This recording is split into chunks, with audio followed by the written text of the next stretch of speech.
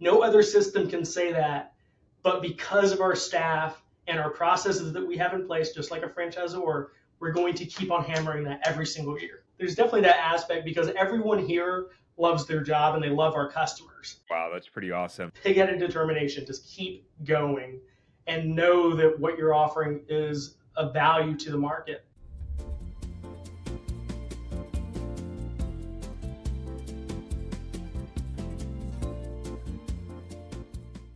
What made you start this business? What were you doing before? What happened for you to go, I want to start this lease management business? So I was a chef I used to say most of my adult life, but now that I'm in my 40s, I don't think I can say that anymore. But I was a chef for a very long time, and so I started writing financial models for restaurants. And those financial models for these restaurants eventually led into other areas. And so my business partner, he was working with some families with high value, and often those families have real estate. And so he asked for a lease abstraction software. We originally built this in Excel. But then after 2 years of using it, we were like, man, this is a great system. We need to bring this to the cloud. So in 2015 is when we launched it for the cloud. And since then, we've just really found that our system, like a family office, is often how franchisors are structured. You have your franchisor that often has their own stores, and then you have all those franchisees underneath there. And the fact that we can encapsulate their entire network into a system and give the franchisor insights and market data on their own leases and make sure their franchisees are still making those royalty payments, it's a win-win for each. So it's a really exciting way to bring on a franchisor or a franchisee by themselves. Yeah. So And how do you go from starting, you're building these things in Excel, you decide you want to start it as a business. What does that journey and process look like to go, okay, I'm doing this thing on the side, to, all right, I'm going to get serious and start actually building this as a business? I mean, feels like a pretty significant leap of faith to me. well, I'm also the lead developer who wrote the software. And so the largest investment was a lot of time. And so because I wrote the bulk of it over 6 years, that's what we did. We just kept on growing and we kept on having conversations with tenants, landlords, and it just kept on building until we had a solution that is catered to their needs because they helped build it over the last 10 years.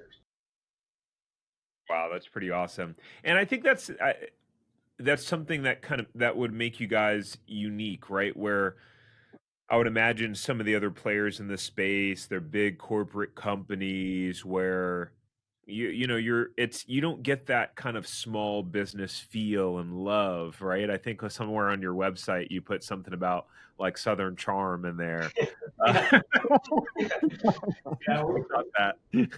yeah, we're definitely. You can say Southern Charm. There's definitely that aspect because everyone here loves their job and they love our customers.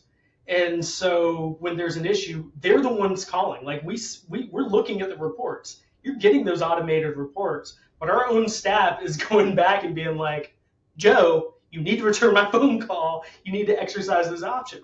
And that's why since 2015, we've never had a client miss their option to renew. And that's first and foremost of every annual report. This is our KPI. No other system can say that, but because of our staff and our processes that we have in place, just like a franchisor, we're going to keep on hammering that every single year. Mhm. Yeah. What has been like the biggest, as in like shifting from like an entrepreneur perspective, right? And speaking to other entrepreneurs, because you have this unique perspective where you are an entrepreneur. You know what it's like to start a business. You know what it's like to deal with the adversity of that. Like, what has been one of like the biggest challenges that you've, faced building the business, whether mental, whether strategic, and and how did you overcome it? Like, did you ever feel like, man, this is hard, like wanting to give up, but just pushing through? Yeah, I mean, always. Like, I mean, that's a struggle that everyone has. Like, why am I doing this? How am I doing this? And I think there is a direct parallel to a franchisee. Um, it's scary. You're going in and you're putting in an investment into a system, and you need to know that that system's going to work. And just like my company, I have systems. I have marketing systems. I have sales systems, and I have to put those in 100% and perfect them and get feedback. And that's exactly what the franchisor does. But a good franchisor works with their franchisees to make that system work. And if that franchisee follows that system, does these steps, and puts their own ability to execute into that, it can be successful. And you have to have pig-headed determination. I think the ultimate sales machine said that. Pig-headed determination. Just keep going and know that what you're offering is a value to the market, be that a sandwich, a software, or a service. If you enjoyed this short clip from the podcast, you can check out another short clip right here. Or if you want to watch the full episode of this podcast, you can watch that here. And remember, knowledge is not power. It's applied knowledge that's power. Take care. Have a great rest of your day.